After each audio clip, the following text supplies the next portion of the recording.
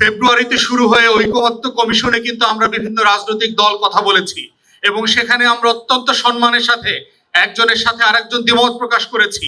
বিনয়ের সাথে করেছি এবং সেখানে কারোর সাথে কারো ঝগড়া করতে হয় নাই। তা আমরা বোধ করছি আজকেও এই সময়টাতে আমাদের রাজনৈতিক দলগুলোর ভিতরে যে মতভেদ আছে, দ্বিমত আছে,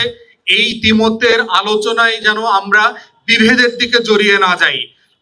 মাথায় রাখতে হবে যে আমরা কমন শত্রু মোতাবেক এই রাষ্ট্রটাকে গড়তে চাই। দিল্লির আধিপত্যবাদ এবং আওয়ামী ফ্যাসিবাদ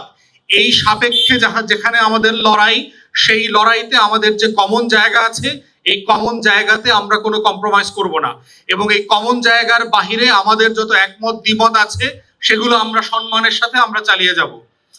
দ্বিতীয়ত হচ্ছে একটা ভালো নির্বাচন আয়োজনের যে বড় চ্যালেঞ্জ আমরা এখন দেখতে পাচ্ছি সেটা হচ্ছে আইন শৃঙ্খলা বাহিনীর যে অকার্যকরতা আমরা দেখতে পাচ্ছি।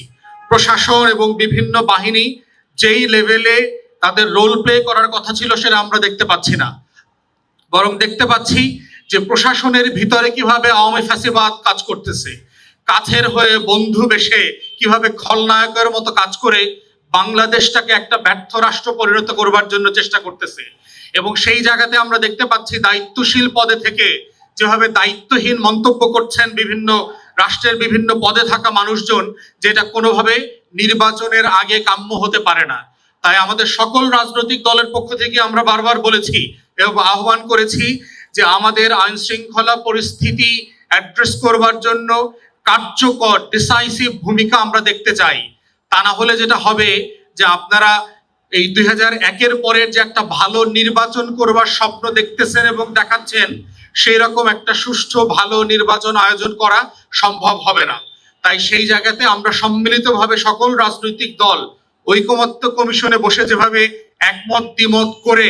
একটা জুলাই সনদ তৈরি করেছি, একইভাবে আমাদের সবাইকে আলোচনা করে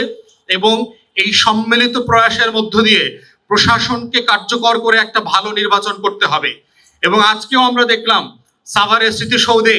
যে পরিমাণ মানুষজনের ঢল নেমেছে এবং রাজনৈতিক নেতারা উপস্থিত ছিল, সেই তুলনায় আমরা কোনো আইন শৃঙ্খলা বাহিনীর উপস্থিতি তেমন দেখি নাই।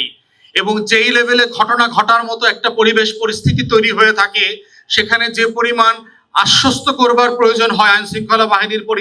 পক্ষ থেকে, সেই জায়গাটা আমরা খেয়াল করি নাই। এবং এই জায়গাটাই বারবার আমাদেরকে আশঙ্কিত করছে যে আগামী নির্বাচনটা ফ্যাসিবাদী গোষ্ঠী যেভাবে অরাজকতা তৈরি করবার ষড়যন্ত্র করছে, সেই ষড়যন্ত্রের জালে না পড়ে যায়। আর তার ভিতরে রয়ে গেছে আমাদের মধ্যকার বিভিন্ন সংস্থার দালাল গোষ্ঠী, যারা গণ অভ্যুত্থানের পক্ষের লোক হয়ে আমাদের সাথে আসে, দেখা করে, ছবি তোলে, রুমগুলোতে বসে, মিটিংয়ে যায়, গণসংযোগ করে এবং তারাই তারপরে আততায়ী আকারে হাজির হয়। এবং সেই নিরাপত্তা বিধান করবার দায়িত্ব যাদের ছিল, সেই আইন শৃঙ্খলা বাহিনীকে আমরা ন্যূনতম সক্রিয়তায় এখন পর্যন্ত দেখি নাই। এবং যে কারণে আমরা বিভিন্ন সময় দেখেছি জনাব তারেক রহমান দেশে ফিরবার জন্য যে বিলম্ব করছেন, সেগুলো নিয়ে মানুষ হাসি ঠাট্টা করছে, কিন্তু শরীফ ওসমান হাদির ঘটনা প্রমাণ করছে যে আসলে তারেক রহমানের জীবনের উপরে যে হুমকি আছে এবং অন্যান্য রাজনৈতিক দল যারা গণ অভ্যুত্থানে সক্রিয় ছিল, যারা জুলাই অভ্যুত্থানের নেতৃত্ব দিয়েছে, তাদের সবার উপরে যে জীবনের হুমকি রয়েছে, সেগুলো যৌক্তিক এবং যথেষ্ট সতর্ক হওয়ার বিষয় আছে। তাই আমরা নির্বাচন কমিশন এবং অন্তর্বর্তীকালীন সরকারকে বলছি, বিজয়ের এই মাসে আমরা যেভাবে আমাদের অতীতের মুক্তিযোদ্ধাদেরকে স্মরণ করছি, 24-এর যারা কর্মী ছিলেন তাদেরকে স্মরণ করছি, ঠিক একইভাবে আপনাদেরকেও মনে করিয়ে দিচ্ছি, আপনারা আল্লাহর ওয়াস্তে যে বড় বড় পদ চেয়ারে বসবার সুযোগ পেয়েছেন,